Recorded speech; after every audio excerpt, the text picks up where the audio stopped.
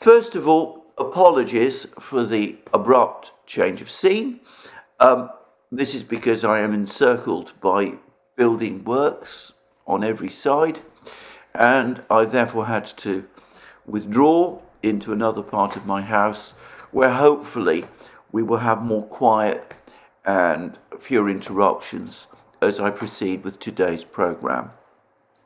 And of course, today's programme is going to be essentially about the conflict in Ukraine, but I am going to today try to explore more fully the diplomatic activity that is going on, and we will see the number of actors that are being drawn into this conflict from around the world.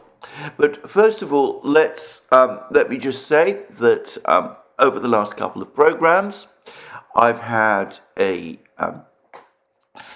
I've discussed an article written by Ray McGovern a short time ago, in which he asked people to explain, people who argue, like that group of foreign policy and military officials who wrote that letter that was published as an advertisement in the New York Times, and who sought a diplomatic solution to the conflict in Ukraine, and who made comments extremely critical of US foreign policy. Anyway, Ray McGovern asked that group of people and others who say that President Putin should nonetheless, despite these criticisms of US foreign policy, not have begun the military operation in Ukraine. What were his alternatives? And in my last programme, I mentioned an exchange between Ray McGovern and Professor John Mearsheimer, in which Professor Mearsheimer said that he didn't think that President Putin actually had any alternatives. Well, I should say that today I have received a lengthy response, very thoughtful, very interesting, very wise response to all of these points from somebody who does feel that President Putin did indeed have options, alternative options, and that the conflict in Ukraine is therefore, from his point of view, from his perspective, a war of choice. I should say that this is a private email, so I'm not going to say at the moment who this person was, though I would say that he is someone of comparable eminence, at least in my eyes, to academic and otherwise, to Ray McGovern and Professor Mearsheimer. Anyway, I am circulating this document I'm seeking to circulate this document to a number of interested parties. It has not yet been published, and I hope and look forward to this document developing this debate, taking this debate further. And by the way, I think this is an extremely important debate, because this goes to the root of why the war has happened and what is the actual nature of this war. It was, as people say, a straightforward war of aggression. Then, of course, it would be a very different war from the kind of war which I and Ray McGovern and Professor Mearsheimer, and by the way, also with certain important nuances, the writer of this piece that I've mentioned, think it is. And wars of aggression are also sometimes resolved diplomatically, but perhaps there are moral imperatives involved, which affect the way that they are settled. And in my opinion, this war, the war that we're seeing in Ukraine, whatever it is absolutely not a classical war of aggression launched by Russia against Ukraine. I want to make that absolutely clear from the outset. But as I said, I value this discussion. I hope this discussion does evolve and grow, and that I hope that as a result of it, we will have a clearer idea of the way forward. I would say also that it isn't just this person who's written to me on this topic. I've had a flood of emails from all kinds of people, from many viewers. Every one of them has been interesting and insightful and important. One of the reasons I've singled out this particular one is, as I said, because of the academic standing of the person who's written it, but also, and I have to say this because this was a particularly lengthy, well-informed and cogent response to Ray McGovern's points. Anyway, I say no more. I'm now going to proceed to the rest of the programme. Now, we are in a lull, or so it seems to me, at the moment in the fighting in Ukraine. At least there has not been much further news of more missile and rocket attacks by Russia, and drone attacks rather, by Russia on Ukraine over the last few hours, though I would not be surprised to see more of these missile and drone attacks before long. When I say a lull, it is essential to understand that that does not mean that fighting has come to a stop. There is fighting going on in Ukraine at all times. And we've had, for example, this really very concerning piece from the Russian news agency TASS, which says Ukrainian forces fire more than 260 rockets into Belgorod region over the day. And this happened yesterday. It is reported that the May 30th shelling of Shebekino, this is a district of Belgorod, Belgorod being a region within Russia. Anyway, that this shelling damaged 29 multi-story buildings. And we go on to read that the governor of Belgorod region, Vyacheslav Gladkov, said that the Ukrainian military fired 215 rockets at the Shebekino district. The town of Shebekino was shelled 49 times, 37 times from a multiple rocket launch system, and we learn elsewhere that that was a Grad system, and another 12 times from barrel artillery. Unfortunately, there is a casualty and 2 wounded as a result of the shelling of a temporary shelter. All necessary medical assistance is being provided. 2 buildings of the temporary shelter were damaged. And he goes on to say an administrative building, a shopping centre, and a public facility were damaged. A shop caught fire. 30 cars were damaged. And he says that in total, the Belgorod region was shelled by rocket and artillery from Ukraine 260 times over the course of the day. And he also says that in the Starosholsi district, a drone was discovered while mowing the weeds. The area was cordoned off. The circumstances are being established. Explosive experts are working at the scene. Presumably that was a drone that fell, and it was presumably fell in a park area of some kind. And anyway, it's now been discovered whilst the weeds were being mowed.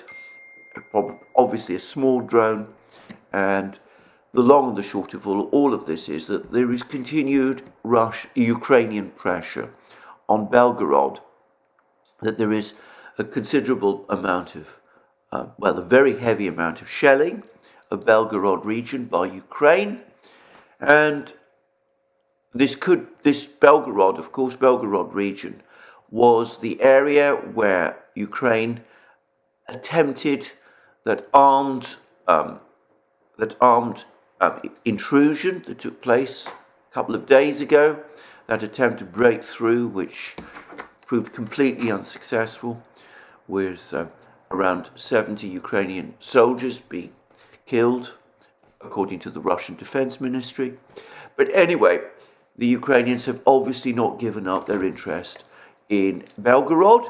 This could be a sign that they might be intending at some point to launch an offensive in that direction, or it could be a sign that they are trying to compel the Russians to withdraw forces from Ukraine and reposition them in Belgorod region in order to repel a possible Ukrainian attack in Belgorod region, even whilst Ukraine's actual offensive is going to take place in a completely different direction.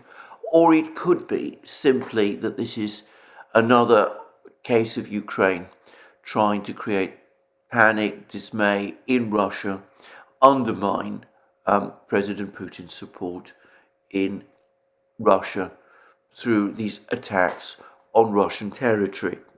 Now, on the latter point, President Putin himself has actually made some rather important points, and these relate specifically to the Ukrainian drone attack on Moscow, which took place yesterday. A drone attack, by the way, which I'm going to discuss in a little more detail in a moment, but one which, in my opinion, has received a totally disproportionate amount of coverage in the Western media. Anyway, President Putin answered over the course of a visit that he made to a certain facility. This was a pre-planned visit. He answered what was clearly intended to be this was clearly a pre-prepared question, and he used that as a means to discuss both the general history of the Ukrainian crisis. He likes to return to this history frequently and brings it up many times in his discussions, but he also addressed specifically the question of the Ukrainian drone attack. And he says, first of all, the Russian armed forces had to respond. He's talking about the Ukrainian attacks on Donbass, and were forced to respond to the war the Ukrainian regime unleashed in Donbass. We had to respond by launching the special military operation. We are striking at the territory of Ukraine with long-range precision weapons at military infrastructure facilities only, either at ammunition or fuel and lubricants warehouses used for operations. We have talked about the possibility of striking at decision-making centers. Of course, the headquarters of Ukrainian military intelligence is one of them, and a strike at this target was carried out 2 or 3 days ago. And in fact, I've now seen photographs of the building of the Ukrainian military intelligence in Kiev, and it does bear clear indications of some kind of a strike having been launched upon it. The building is still standing, by the way. It's difficult for me to make out how much damage to the building was actually done, but certainly one side of the building looks as if it's covered by smoke, so presumably there was a fire.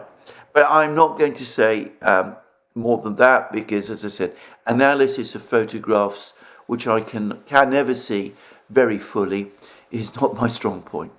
But anyway, this is where Putin gets to discuss the drone strike on Moscow. He says, in response, the Kiev regime has chosen a different path, attempts to intimidate Russian citizens with strikes at residential buildings.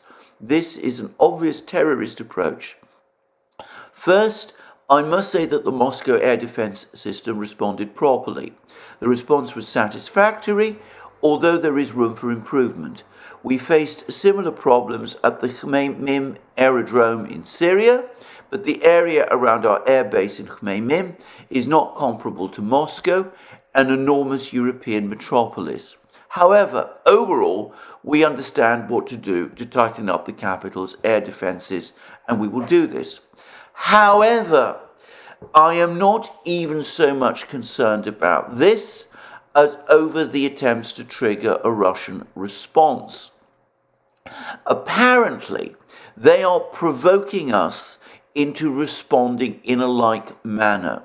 We will have to consider how to approach this. And in other words, from Putin's point of view, the fundamental point of these attacks, the drone attack on Moscow, and by extension, the attacks on Belgorod, is to attack civilian buildings in order to provoke the Russians to do the same in Ukraine, to start targeting civilian buildings, civilian facilities in Ukraine. And coming back to what the governor of Belgorod, Vyacheslav Gladkov, said, notice how he is careful also to specify that the buildings that were struck by Ukraine were of a civilian nature. He said that 2 buildings of temporary shelter were damaged, 29 multi-story buildings, windows were shattered, facades were damaged. Facades, fences and roofs were also damaged in 20 private houses, an administrative building, a shopping centre and a public facility were damaged. A shop caught fire, 30 cars were damaged. So Gladkov is making it clear that these were just civilian targets that Ukraine struck, and Putin essentially is saying the same was the case in Moscow with the drone attack in Moscow. And he's saying that the purpose of these attacks, the drone attack on Moscow, by extension the shelling of Belgorod, is to provoke the Russians into a similar response, an attack on civilians in Ukraine. And he says that the Russians won't do that. They won't be goaded into that kind of reaction. They won't fall for this provocation that the Ukrainians are trying to goad them into. Well, that's what Putin had to say about the drone attacks. Note what he said also about the fact that he felt that the air defense system in Moscow responded to this attack successfully. And in fact, the Russian Minister of Defense, Sergei Shoigu, has made himself a number of important comments about the attack on Moscow. And this is in the context of those larger comments, there's other comments about the general picture in May, over the fighting in May, which I discussed in my previous program.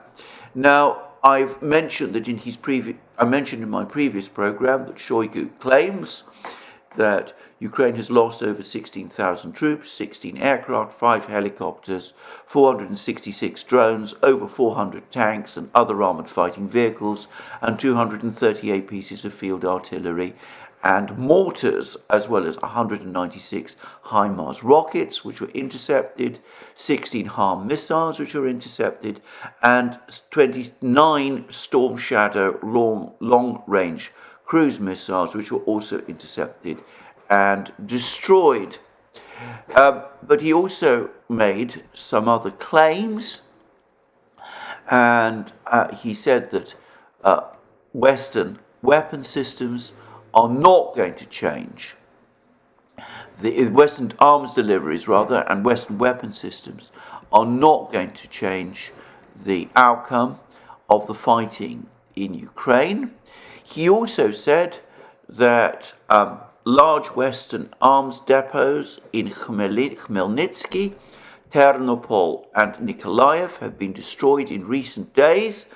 Well, we saw the enormous explosion at the arms depot in Khmelnytsky. Notice that Shoigu says that it was a Western arms depot, and then he says as well as US Patriot anti-aircraft missile system in Kiev. So Shoigu yesterday flatly repeats that the Patriot anti-aircraft missile system in Kiev, which was attacked by the Russians some days ago, about a week ago, that was indeed destroyed. That is his assertion. The Russian Defense Ministry says that 5 launchers and a radar system were destroyed, and Shoigu is not is not retreating from that. And anyway, he then goes on to say that the Kiev authorities continue to destroy social facilities and carry out terrorist acts against Russian civilians using NATO weapons. And he talks about the military incursion by Ukraine into Belgorod region and how 70 Ukrainian saboteurs, as he calls him, as well as motor and armoured vehicles were neutralised during a counter-terrorist operation in Belgorod region. And then he discusses the drone attack on Moscow. He says the Kiev regime carried out a terrorist attack in Moscow region this morning. He was speaking yesterday, and of course the drone attack happened early on Thursday, early yesterday morning. And he goes on to say, I note this attack was on civilian facilities. It involved 8 aircraft-type drones. All of them have been downed. In Moscow, 3 drones were suppressed by electronic warfare, lost control and deviated from their intended targets. Another 5 drones were shot down in the suburbs of Moscow by the Pantsir surface-to-air missile system. Now, note that Shoigu is saying that it involved 8 aircraft drones. I've seen some reports which claim that the Russians are saying that only 8 drones in total were involved in this attack. There were other reports from Russian media which put the number at between 20 and 30 drones in total. Shoigu is not saying that only 8 drones were involved in this attack. He says that 8 aircraft-type drones were involved in this attack. It is entirely plausible that the drones which were involved were a mix, both of these 8 aircraft-type drones and of other smaller drones. And I think this is entirely plausible, and I'm going to suggest that the smaller drones, the ones that made up the bulk of this drone attack, were principally intended as decoys. They were intended to act as decoys for the main attack, which was going to be carried out by these larger aircraft-type drones, which from appearance look like a somewhat crude version of the Geranium-2 drone that the Russians are now using to enormous effect, and in enormous quantities, by the way, in Ukraine itself. And the Shoigu says that all eight of these drones were, these aircraft-type drones were defeated. 3 were suppressed by electronic warfare, and 5 were shot down by the Pantsir surface-to-air missile system. And Putin himself has made it clear that overall he thinks that the Russian air defense in Moscow did its job successfully. Ukraine has no equivalent to the Pantsir gun missile system, which has also been used, by the way, to protect the Russian base in Khmeimim in Syria, which Putin also alluded to. And no such equivalent to the Pantsir exists in the West either. This is one other area in which Russian air defences are much more advanced than Western and, of course, Ukrainian air defences. Now, I'm going to say one further point about the Pantsir, which is, of course, that it is a short-range point defence system. So what clearly happened is that these 8 aircraft-type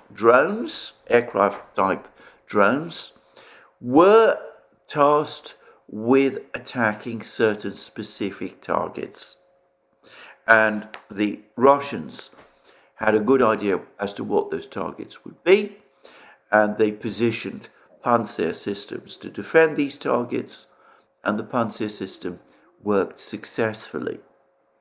Now, that is logical, but we don't yet know what those facilities were. Perhaps when Putin says that these attacks were purely intended at civilian locations, this might not be entirely true. Perhaps other buildings, more important buildings, were also involved, and the Russians positioned their Panzer air defense systems to defend those buildings, and did so apparently successfully. Now, I ought to say that I've seen some reports that Kirill Budanov, who is the head of Ukrainian military intelligence, the agency of the Ukrainian armed forces, whose headquarters was attacked by the Russians, according to Putin, 2 or 3 days ago. I've seen some reports that Kirill Budanov might have been caught up in that attack and might actually be dead. I don't think so.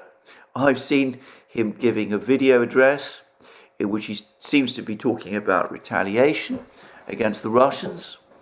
He's not being very specific about this.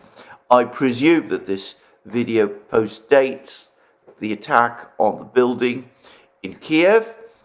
And I should say that Russian channels, Telegram channels, Slavyangrad, for example, are suggesting that this Ukrainian strike on Moscow was intended as a retaliation for the Russian strike on the headquarters of Ukraine's military intelligence. And by the way, I think that is right, and I think that is essentially what it was all about, except of course that it appears to have failed.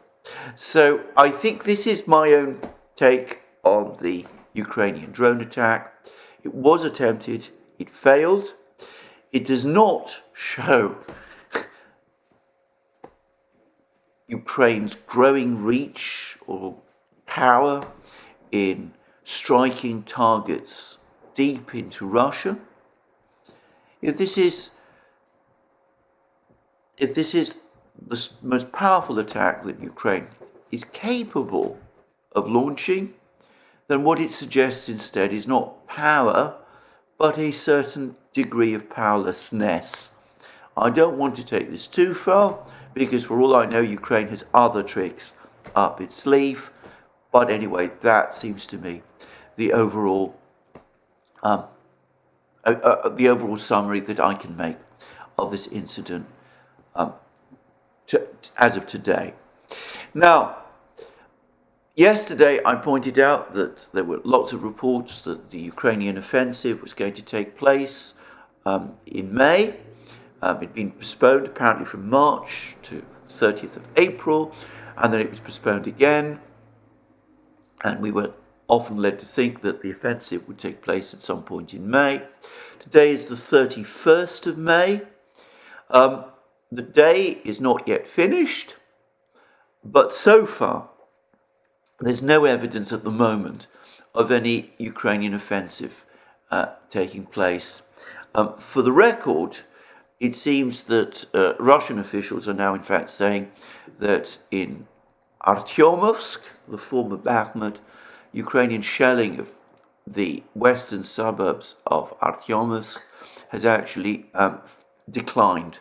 Now that could be because the Ukrainians are finally saving ammunition in this area, but for the moment there is no sign of this Ukrainian offensive. There are reports of the Russians, however, continuing to push against the Ukrainians in Ivanivska, this village to the southwest of Artyomovsk. I have little information about this.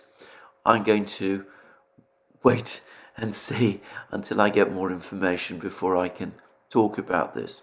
Now, as I said, I want to stress the day is not done.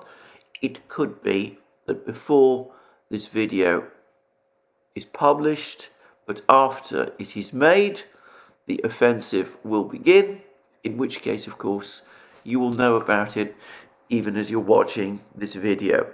But as I've said many times, I can only make a video based on the information to hand. And as of now, as of this precise moment, we do not yet have an offensive from Ukraine. Now, that doesn't mean that someone isn't talking about an offensive, and the person in question is Ramzan Kadyrov, the head of the Chechen government within Russia, an outspoken supporter of President Putin and of Russia, and a de facto commander of a substantial force which is deployed in the combat zone, the conflict zone, made up of Chechen volunteers. And as I've said before, these are many of them highly trained, extremely experienced, very professional fighters, and they are led by General Abdi Alaudinov, who has impressed me and I think many other people as one of the most capable and level-headed commanders the Russian military have in the field. Anyway, Kadyrov has now made a number of statements, and he has talked about various things. He's also discussed the attack on Moscow. He says an attack by drones on Moscow has no tactical, strategic, or even psychological meaning. Those trained in military affairs understand this. The war is going on in a completely different place. Now, I would just make one quick observation about this comment of Kadyrov's, because it was Kadyrov is a Chechen. He was somebody who was involved in the insurgency, the war fought between Russia and the Chechens in the 1990s and 2000s. And of course, over the course of that war, the Chechen fighters, or jihadi fighters perhaps, I should more properly say, who piggybacked off that particular conflict. Anyway, they did launch attacks, bomb attacks on Moscow, much more substantial bomb attacks on Moscow than this drone attack which we have seen. And Kadyrov himself was, by all accounts, strongly opposed to this activity. It was one of the things that started to make him extremely disillusioned about the whole conflict and about the motivations of some of the people who were conducting the conflict. And by the way, he has always said that the West was involved in supporting that conflict. And I think this is now the universal belief in Russia, and it's been spoken about frequently by President Putin himself. So when Kadyrov says that this attack, drone attacks on Moscow, attacks of this kind on Moscow, have no utility, that they have no tactical, strategic, or even psychological meaning. Those trained in military affairs understand this. He is talking from bitter personal experience. But anyway, he also said other things, and one of the things that he said is that the Chechen forces, the Akhmat force, has now been given instructions by the Russian Defense Ministry to go on the attack in cooperation with various elements of the Russian armed forces. And Kadyrov said that these instructions had been given specifically with the area of Avdiivka in mind, but he said that the Russians are also now planning other offensive operations in other parts of the battlefront as well. And shortly after he spoke, we had this report from Radovka, and it reads as follows: brigades of the Akhmat detachment are conducting successful offensive operations in the Mariinsky direction. That's the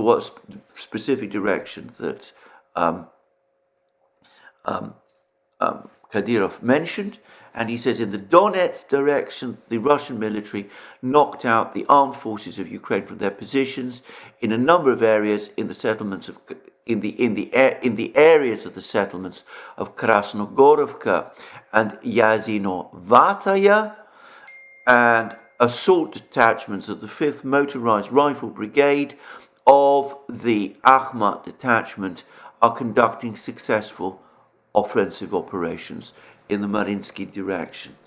So this all seems to me to be connected with fighting in the area of Avdiivka, and we haven't had yet a huge amount of news, but I'm presuming that this is where the main attack is coming, and it's consistent with the supposition I have floated and which has been discussed by a number of other people, that in fact with Bakhmut captured, with Bakhmut now Artyomovsk, the Russians will probably want to advance west of Artyomovsk, taking in Chasiv Yar and such other places, but that the main area of their focus now is going to be Avdiivka, this important town close to Donetsk city, which the Russians have taken into a semicircle and against which they're pushing strongly. And Kadyrov says that the Chechen forces that are deployed there have been ordered to advance, and we now have reports from the Russian media that they are indeed advancing. So, as I said, it may be a lull in the fighting, but it doesn't mean that there is no fighting going on at all. And in Avdiivka, certainly the Russians seem to be pushing forward further. Now, that brings me, however, to the main part of this video, which is about, as I've said, the events that are taking place around the world and the way the various world leaders are interacting over the issue of the conflict in Ukraine. Now, I'm going to start by going, in a sense, to the last first. I said that after President Erdogan's re-election, it was an inevitability that we would very soon get a telephone conversation between Erdogan and Putin. And we did indeed do so.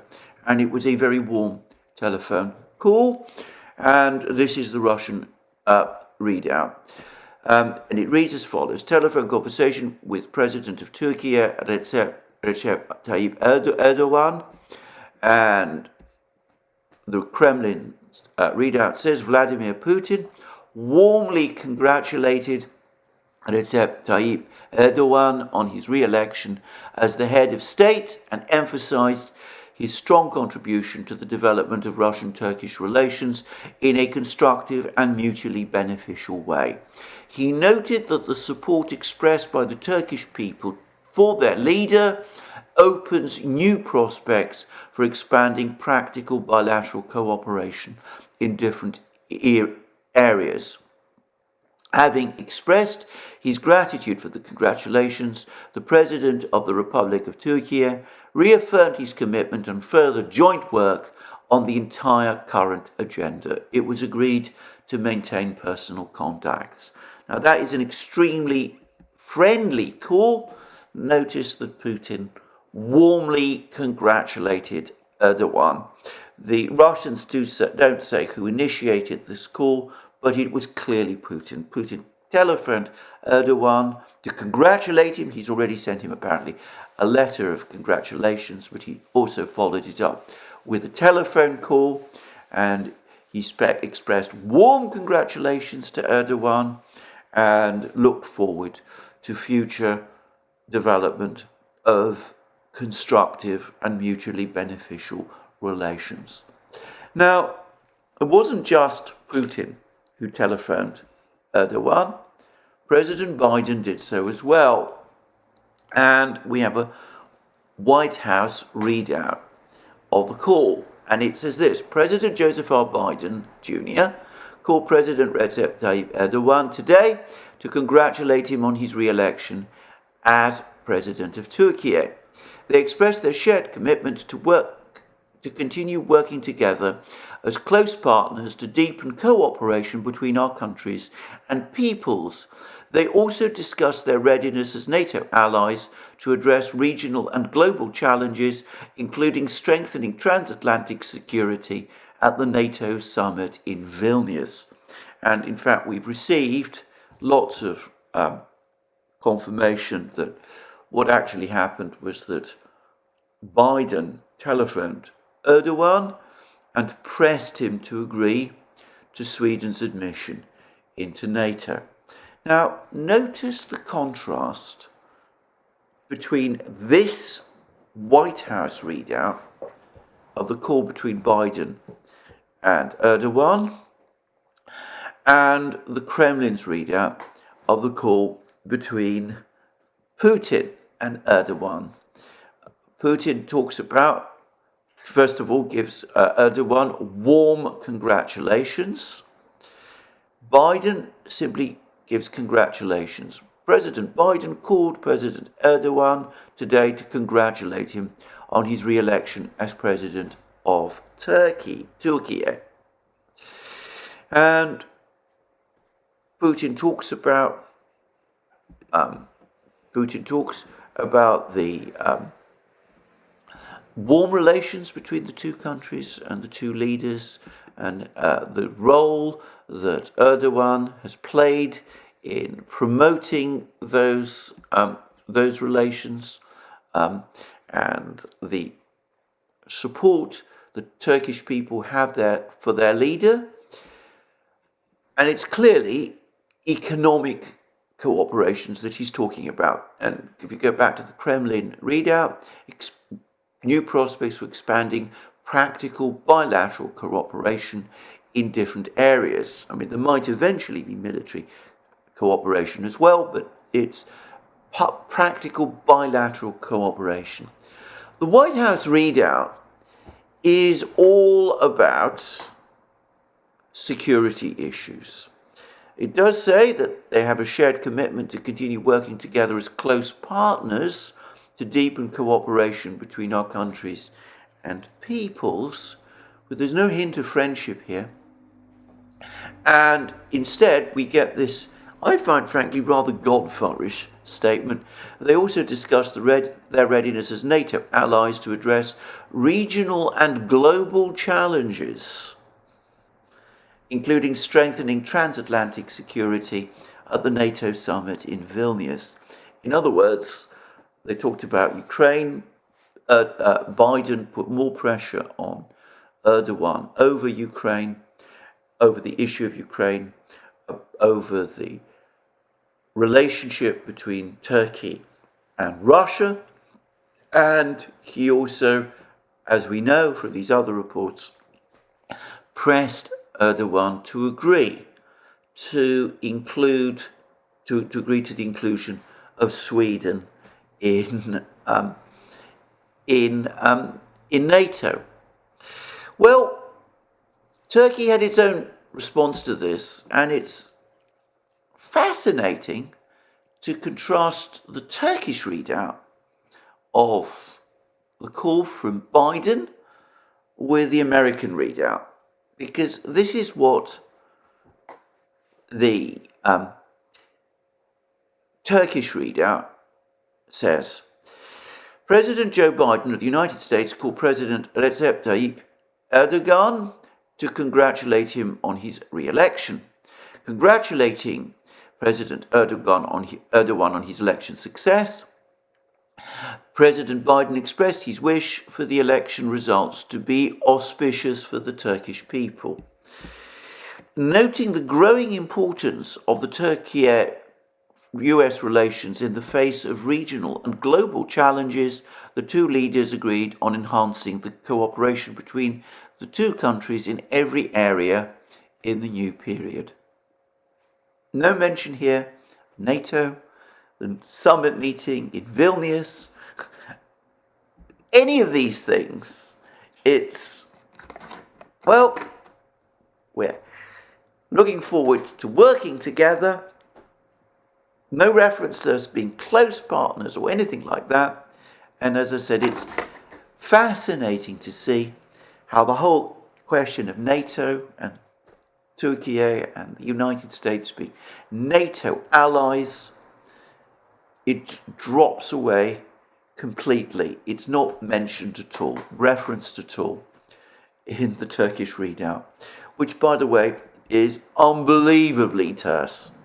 I can't help but feel that the telephone conversation between Putin and Erdogan was friendly. As I've said already, the Russians quite clearly are happy that Erdogan was re-elected.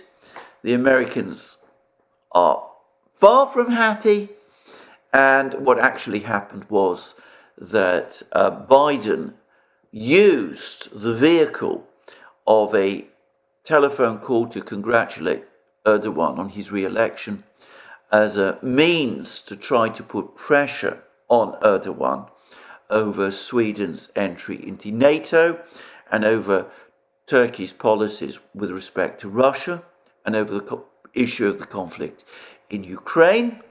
And the terse Turkish readout shows that the Turks, at least Erdogan, didn't take well to that, didn't take kindly to that at all.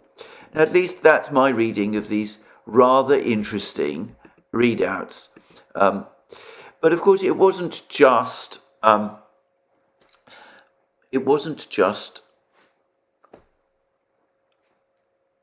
Erdogan and Putin and Erdogan and Biden who have been talking to each other.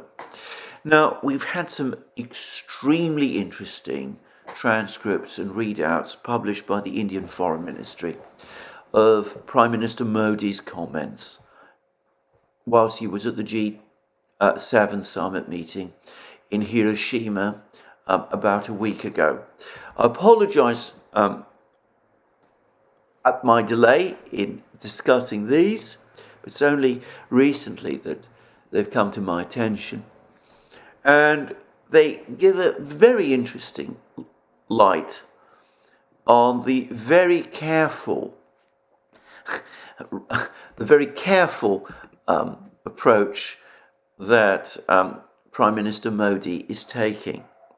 So these were Prime Minister Modi's words at working session number 9 of the G7 summit, which took place apparently on the 21st of May. And in it he discusses the conflict in Ukraine. But note what he says. He says, "Excellencies, we heard President Zelensky today. I also met him yesterday. I do not consider the current situation as an issue of politics or economy. I believe that this is a matter of humanity, a matter of human values from the very beginning. We have maintained that dialogue and diplomacy is the only way, and we will make every possible effort to contribute in whatever way India can for resolving this situation." So, it's not for India a question of politics or economics. In other words, don't talk to us about geopolitics. We're not going to change our alignment with the Russians, our relationship with the Russians. That's not up for negotiation. Nor is it for us a question of sanctions. It's not an issue of politics, so it's not geopolitics, it's not alignments, and it's not economy. We're not prepared to impose any sort of sanctions against Russia. Nor are we going to condemn the Russians in any way. What we think should happen is that there should be a dialogue and diplomacy as the only way of resolving this conflict. In effect, what he's also saying is all these Western arms deliveries to Ukraine are unhelpful. What the parties need to do instead is to put all that aside and sit down and start negotiating with each other, and arms supplies which are standing in the way of that are actually unhelpful. He also said exactly the same thing, as it turns out, to Zelensky himself. And this is, again, the Indian readout of his meeting with Zelensky. Prime Minister's meeting with President Zelensky of Ukraine. Prime Minister met His Excellency Mr. Volodymyr Zelensky, President of Ukraine, on 20th May in 2023 in Hiroshima on the sidelines of the G7 summit. Prime Minister noted that the conflict in Ukraine has had a significant impact on the whole world. He stressed, however, that for him, this is not a political or economic issue, but an issue of humanity, of human values. So, first of all, again, this war that's going on in Ukraine is affecting all of us. We're not directly involved, but even here in India, or rather even in India, we're affected by it. The whole of the world is affected by it. You can't just narrowly see this entire conflict as a conflict between yourself and Russia. You have to understand that what you're doing, by failing to bring this war to a conclusion, is having a direct and negative impact, not just on yourselves and on the Russians, but on everyone else too. And then he goes on to say, again, he stressed that for him, for India, this is not a political or economic issue, but an issue of humanity, of human values. So again, don't expect us to change our relations with the Russians for your sake, and absolutely do not expect us to impose any sanctions on Russia on your behalf. And then he made a number of further points. He said, Prime Minister appreciated Ukraine's cooperation and the safe evacuation of Indian students and welcomed the decision by Ukrainian institutions to hold examinations in India for the students. This has been an issue that the Indians endlessly bring up, the Indian students who were studying in Ukraine. This has been a topic that the Indians have been talking about since February of last year. But then the readout goes on to say, Prime Minister conveyed India's clear support for dialogue and diplomacy to find a way forward. He said that for a resolution of the situation, India and Prime Minister personally would do everything within our means. And he said that India will continue to provide humanitarian assistance to the people of Ukraine. And the readout finishes, President Zelensky briefed Prime Minister on the current situation in Ukraine. Both sides agreed to remain in touch. Now, Zelensky has, of course, repeatedly ruled out negotiations with the Russians. He's ruled out negotiations with President Putin. He says that before negotiations can take place, there must be a total withdrawal of all Russian forces from every part of Ukraine, including, by implication, Crimea.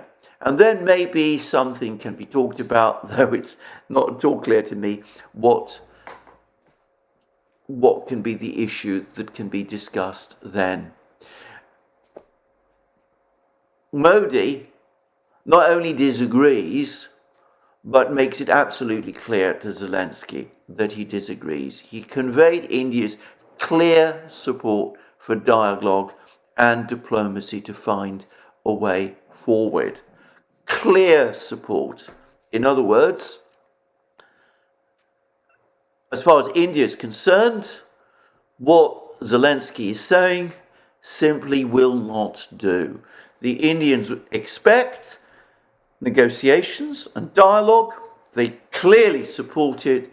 The word clear is intended to put emphasis on that and to put the Indian position beyond any doubt. And he not only says that, but he says that India is prepared to do everything within its means, and that Modi himself is prepared to take a personal role, which could be said to be opening the way for Modi in the future, for India in the future, to fulfill some kind of a mediation role in this conflict as well. So, to me, this looks like a rebuke. It's a rebuke of Zelensky. It's telling Zelensky, look, don't talk to me about changing my relations with Russia. I'm not going to do that. India's not going to do that. We're not interested in sanctions. That's not what we're about. What we want is a negotiated outcome to this conflict. Obviously, it's a difficult conflict for you, but it's having an effect on the whole world. And you can't simply ignore that fact. You've got to sit down and negotiate with the Russians and come to a solution. And basic humanity ought to drive you in that direction. And when you're telling us that you're not prepared to negotiate with the Russians at this time, well, that simply isn't acceptable. That simply won't do. It's not what India wants to hear. So, a rebuke, as I said, or so it seems to me, from Modi to Zelensky. Very different, by the way, from the way Modi and Putin talk to each other. So that's Modi and his discussions with Zelensky and the kind of things that he had to say at the G7 meeting. Modi did say a lot of other things, incidentally. He talked again about international law. He said that, I'll quote some of the things that he says. He says, global peace, stability and prosperity is our common objective. In today's interconnected world, crises in any one region affect all the countries, and the developing countries, which have limited resources, are the worst affected. In other words, conflict like Ukraine affects everybody, and the worst affected countries are the poor countries, the developing countries. These countries are in the current global situation, these countries are facing the maximum and most profound impact of the food, fuel and fertilizer crisis.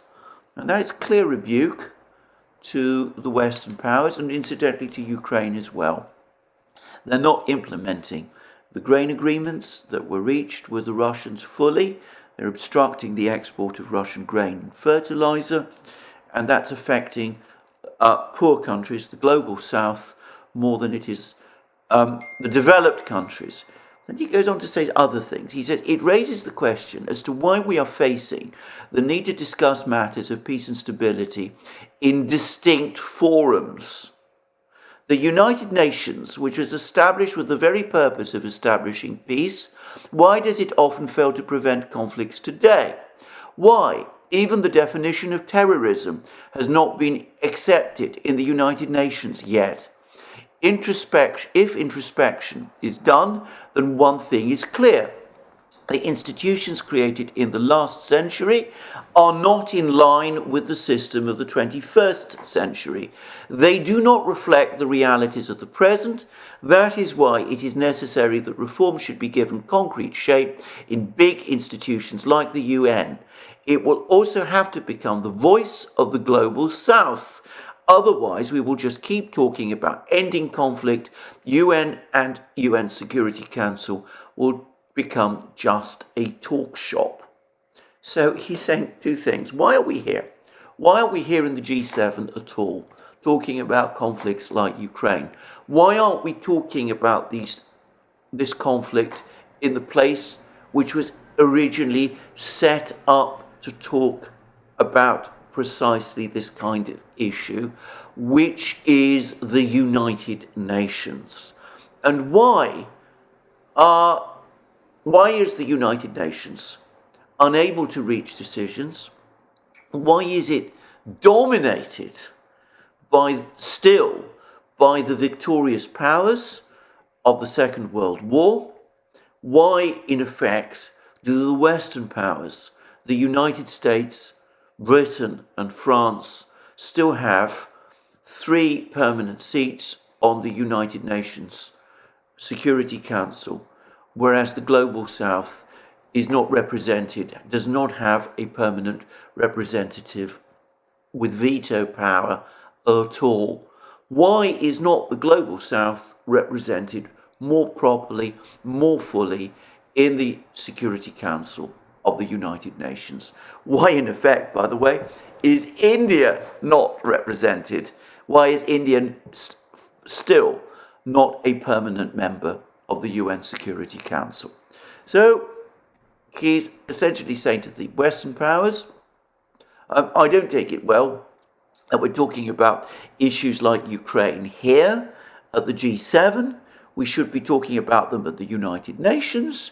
And you don't have a monopoly of right to talk about this subject and to impose your views on everyone else.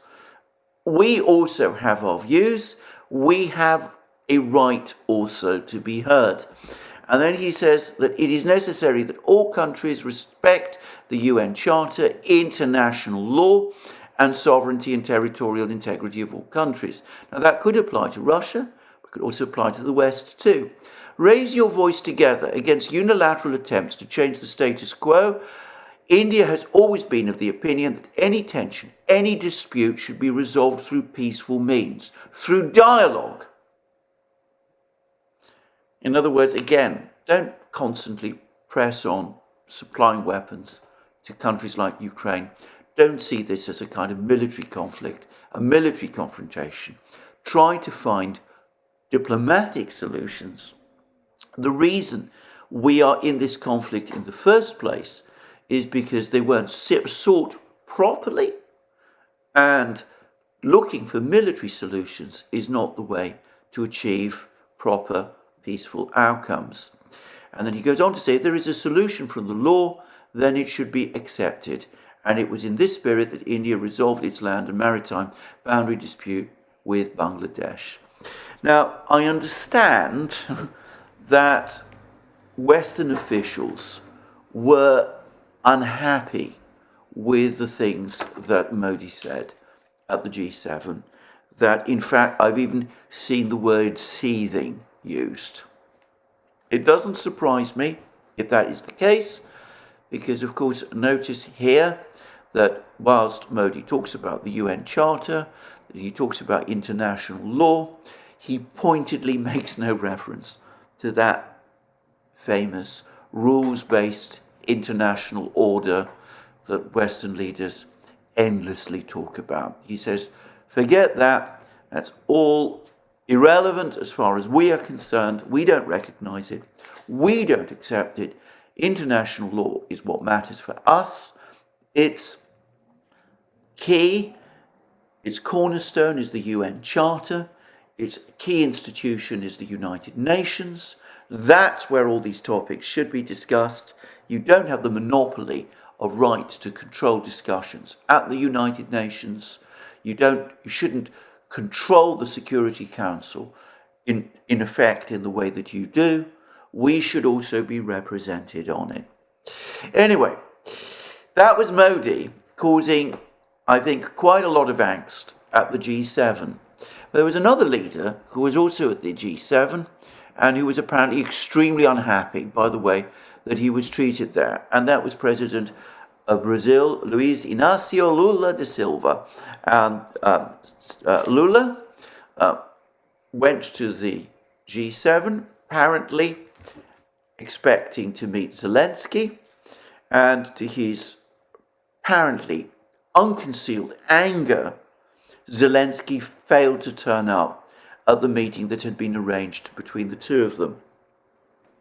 So what does Lula da Silva do as soon as he gets back to Brazil? Well, he telephones, as it turns out, President Putin. And we read, this is the Kremlin readout, telephone conversation with President of Brazil, Luiz Inácio Lula da Silva. At the initiative of the Brazilian side, Russians want to make it very clear, It's Brazilians who initiated this call. Vladimir Putin had a telephone conversation with President of the Federative Republic of Brazil, Luiz Inácio Lula da Silva. And it begins like this. The President of Brazil shared his impressions of participating in the recent G7 summit and also outlined his vision of possible mediation efforts to find ways of resolving the conflict in Ukraine. Now, this is quite an interesting first sentence. The President of Brazil shared his impressions of participating in the recent G7 summit. It's almost as if Lula were reporting to Putin about the G7. He says, I was there, and this is what happened. So, Putin's received a detailed report of what happened at the G7 from none other than the President of Brazil. Well, I'm sure it isn't exactly like that. I'm sure this is a more nuanced conversation than purely a report. Perhaps the Russians are being a little mischievous here. But anyway, it does seem as if Lula did brief Putin in some way, not just about the Ukrainian issues that were discussed at the G7 summit, but about the general tenor and flavour of the summit in general. I wonder whether that means, by the way, that Lula in future might not receive invitations. It's been pointed out recently that South Africa, which is very much in the West's bad country list at the moment, was not invited to the G7. And perhaps, who knows, one day, before long, Lula won't be invited to these meetings either, given that as soon as he gets back to Brasilia, he telephones Putin and reports to him about them. But anyway, to continue, we hear that Lula outlined his vision of possible mediation efforts to find ways of resolving the conflict in Ukraine. And consider how Putin, according to the readout, responded to this. The President of Russia gave a principled assessment of the developments around Ukraine, while confirming that Russia is open to dialogue on the political and diplomatic track, which is still blocked by Kiev and its Western sponsors. So Putin gives an explanation of the Russian position to Lula, but he's very careful not to shut the door in Lula's face. He says, look, we've always been willing to negotiate about this. This has never been a problem for us. The people who won't negotiate are the Ukrainians and their Western sponsors. Their ideas of negotiation are basically that we capitulate and agree to whatever they want, but we've always been willing to sit down and talk with them. The problem is that they're not prepared to sit down and talk with us. And then we go on to read that the presidents discussed several current aspects of the Russian-Brazilian strategic partnership.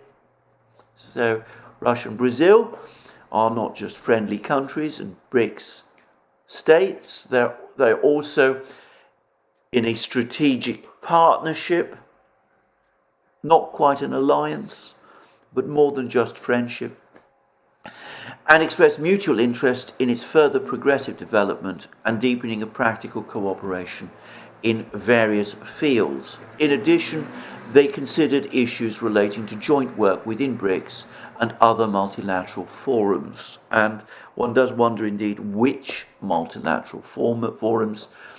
Going back to Modi's comments, perhaps the United Nations is one of them. The conversation, we're told by the Russians, was constructive and substantive. So, we have an interesting contrast in diplomatic styles. We saw this with Biden and Putin and their respective approaches to Erdogan. Putin telephones Erdogan, congratulates him, tells him, we're delighted to see you re-elected. You have our warm congratulations. We look forward to working with you on every conceivable issue in our relations. It's a warm and friendly call. A call between Biden and Erdogan, by contrast, is a lot more tense. Biden phones Erdogan purportedly in order to congratulate Erdogan over his re-election, but in practice to put pressure on him. Bully him, perhaps, might not be too strong a word.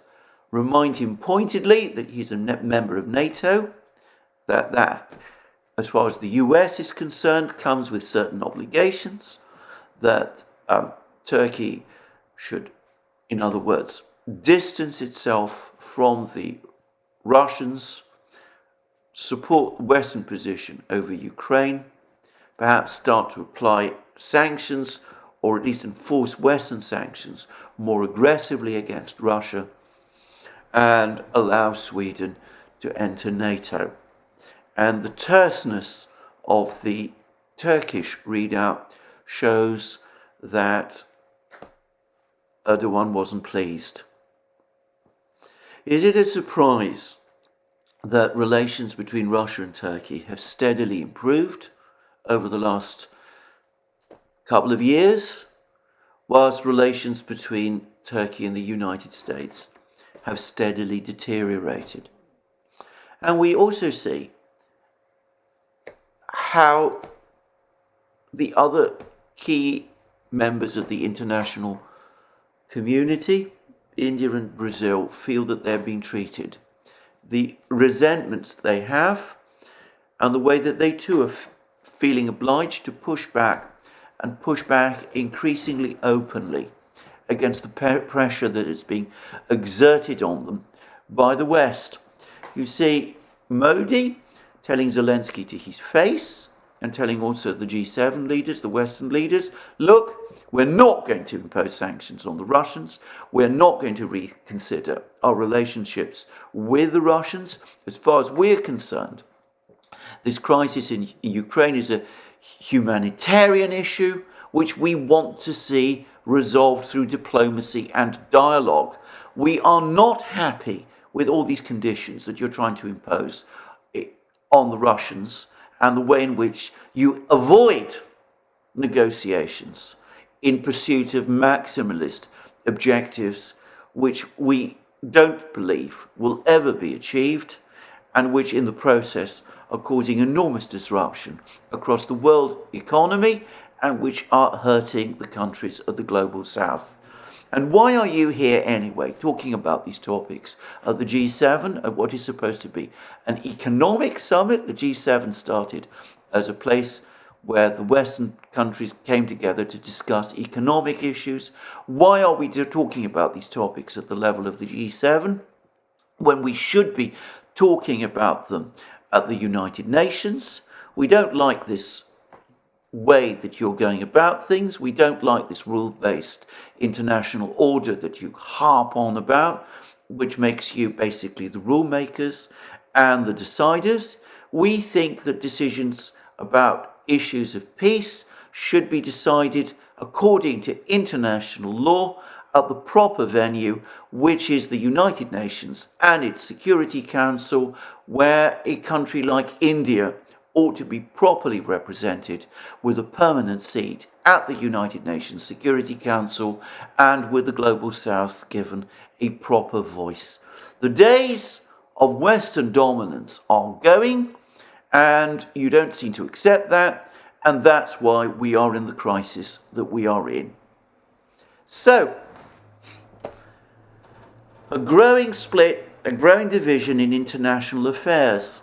It's not just the Eurasian bloc and the West. It's the West with more and more countries. Turkey perhaps is gradually, tiptoe by tiptoe, drifting closer to the Eurasians. But this is not really the case with India and Brazil, which are big, powerful, strong, independent-minded countries in their own right. But they are not happy at the way that they're being treated, at the way in which the West tries to order them around. We saw how the West tries to order countries around in that American readout of the call between Biden and Erdogan. And in consequence, they're starting to drift away. And in Lula's case, he's clearly so angry by what happened that he's even prepared to talk to Putin directly after he gets back to Brazil and tells Putin basically his impressions of what happened at the G7. And I would love to know what exactly was said over the course of that conversation. Well, there we go. That's me for today. Much more happening in Ukraine, I'm sure, over the next couple of days. We'll see whether this Ukrainian offensive does indeed get launched, and if so, when, and if so, where. I still personally think the overwhelming probability is that it will be in the south, in Zaporozhye region, but all this Ukrainian shelling of Belgorod might imply that perhaps that's where Ukraine intends to go, even though the United States pretends to be opposed to that. Anyway, we will see.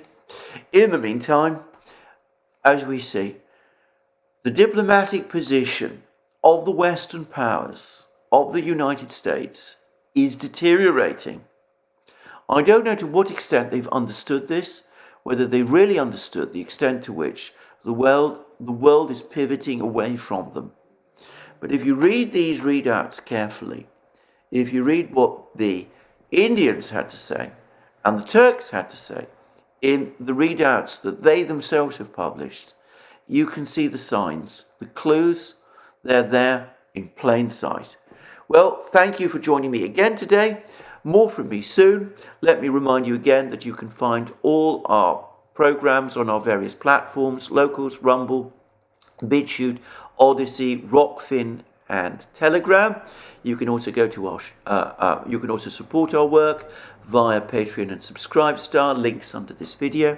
You can also go to our shop, buy yourself the amazing things that you will find there: our magic mugs, our hats, our hoodies, our t-shirts, our sweatshirts, all those great things. And last but not least, if you've liked this video, please remember to tick the like button and to check your subscription to this channel. As I said, that's me for the day. More from me soon. Until then, have a very good day.